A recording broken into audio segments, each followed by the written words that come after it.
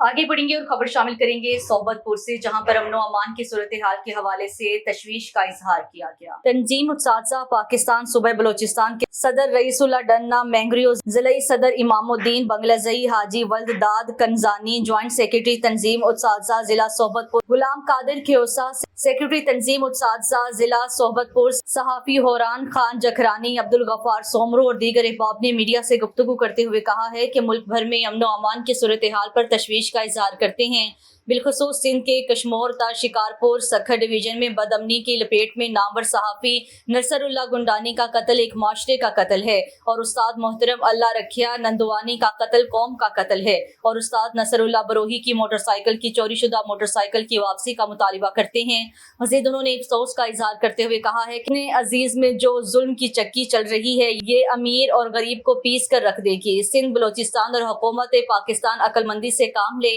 वरना जालिम निज़ाम आगे बढ़कर जुल्म की इंतहा कर देगा।